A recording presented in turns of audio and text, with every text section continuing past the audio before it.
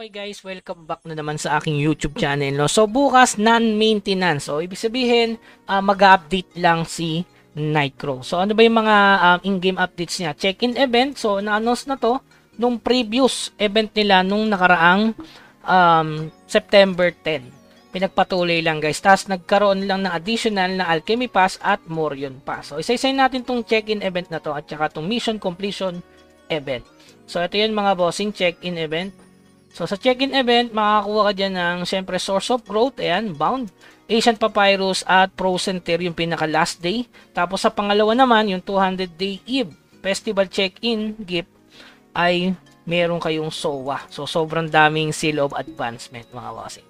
Tapos yung pangalawa naman, Mission Completion, ito na. So bukas mag-i-start na yung Clemens coupon para sa weapon style. So kung nakapag-combine ka nyan bago mag September 10, so pasok ka kung nakapag-combine ka ng epic. Tapos yung mission completion nila, ayan, complete daily quest 50 times, 50 times, 20 times. Tapos magre-register ka lang nung restoration material, ayan. So makakuha ka dito ng Clemens coupon. Ang medyo mahirap lang siguro dito itong daily quest kasi 2 days bago matapos. Okay? So ayan, Clemens coupon dito makukuha. Yung pangalawa naman, ito, donate guild 10 times. Medyo matagal to guys kasi 30 times.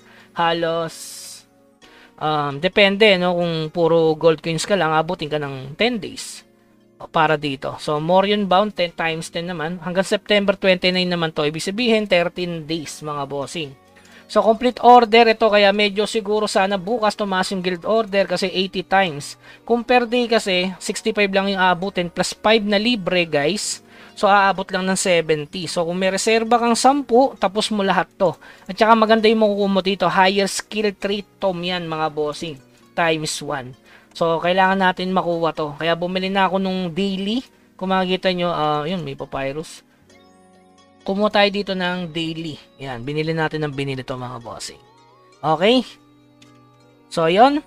So yung regarding naman sa huli nila na mission details, ito. So magsosummon na naman ng element. So sakto yun para sa season pass nila, yung Morion Pass at syempre yung Alchemy Pass. Tapos bukas nga pala guys, merong coupon na ilalabas si Nightcrow. Kung i-follow nyo ako dito sa WMX Play, ayan, nalagay ko yung link sa baba. Dito ko pinopost kasi guys yung mga, ayan, katulad yung quiz. Dito nakalagay, second quiz, yung first quiz. Ayan. First quiz ito. Tapos regarding nga pala sa migration, mag-migrate na kayo ng inyong wallet. Una wallet man yan, Play Wallet, WMX Wallet. Ito yung instruction ni WMX. So napakadali lang yan guys. Tapos kung sumali kayo sa pre-registration, ito na yun mga boss. I-claim nyo lang dito. Kailangan nyo lang ng gas fee. So ayan, claim tokens. Tapos kailangan nyo ng gas fee kung ilan nyo na makukuha mong play tokens. Yung play tokens guys, wala pa yung hindi ko pa alam kung ano idea para dyan sa, sa play tokens na yan. Kasi nga, hanggang December 31 pa yung claiming yan. So, ibig sabihin, by next year, meron ng papel yung play token. Or, hindi natin masasabi. Kasi nga, ready na sila sa, sa fork na mga upgrade nila. Katulad nito, kita nyo naman yung upgrade niya. So, napakadali lang nito, guys. Punta kayo sa tokens kung bibili kayo. Ayan, napakadali niya, no? Mag-isok ka lang ng token. Halimbawa, bibili ka ng 2 crow. Ayan. 1.49 siya sa WMX. Ayan, kita nyo naman. Tapos kung bibili ka ng promote, order ka lang, pupunta sa Phoenix Exchange na yan. So, diba, napakadali. So, yung address na ginamit dito, since migration yan, same lang sa ginamit mo sa Nightcrow. Or sabi natin sa Play Wallet. Gamit ko kasi Play Wallet. So, na-transfer lang naman yung details. So, makita nyo sa NFT, yung dulo niyan. Okay, so, yun guys. Okay. So, i-migrate nyo na yung account nyo. So, kung ano yung ginamit yung pang-migrate dyan, i-migrate nyo na. Kasi baka mawala yung Play Wallet, Una Wallet, pati yung WMX Wallet. Ang importante dyan, masave nyo na yung info mo at makapag-login ka na dito. Okay, so yun lamang guys. Kung may tanong kayo, magla-live naman tayo araw-araw.